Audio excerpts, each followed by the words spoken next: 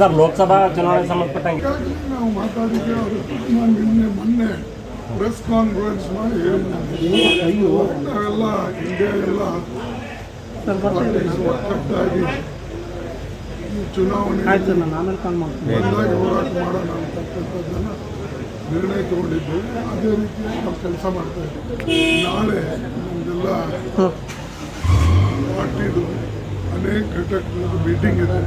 ಆ ಎಲ್ಲ ಘಟಕಗಳ ಮೀಟಿಂಗನ್ನು ಕರೆದು ನಾವು ಏನೇನು ಕೆಲಸ ಯಾರಿಗೆ ಕೊಡಬೇಕು ಅದು ಕೊಡ್ತೀವಿ. ಈಗಾಗಲೇ ನಾವು ಕಾನ್ಸ್ಟಿಟ್ಯೂನ್ಸಿ ವಾಯ್ಸ್ ಅಬ್ಸರ್ವರ್ ಹಾಕಿದ್ವಿ. ಹೀಗೆ ಇಲ್ಲಿಯೂ ಕೂಡ ಕರ್ನಾಟಕದಲ್ಲಿ ನಾಳೆ ಮೀಟಿಂಗ್ ಇದೆ. ಅವರು ಕೂಡ ಮೀಟಿಂಗ್ ಮಾಡಿ ಇಲ್ಲಿ ಕ್ಯಾಂಡಿಡೇಟ್ಗಳನ್ನು ಯಾವ ರೀತಿಯಾಗಿ ಫಿಕ್ಸ್ ಮಾಡಬೇಕು ಇದೆಲ್ಲನೂ ಕೂಡ ಕರ್ನಾಟಕ ರಾಜ್ಯದಲ್ಲಿ ಮಾಡ್ತಾರೆ. ಬೇರೆ ಕಡೆಗೂ ಕೂಡ ಈಗಾಗಲೇ ಕೆಲಸ ನಡೆದಿದೆ.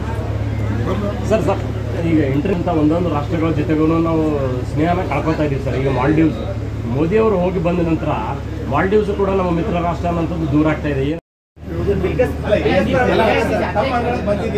AICC ಅಧ್ಯಕ್ಷಕ್ಕೆ ಬಂದಿಲ್ಲ,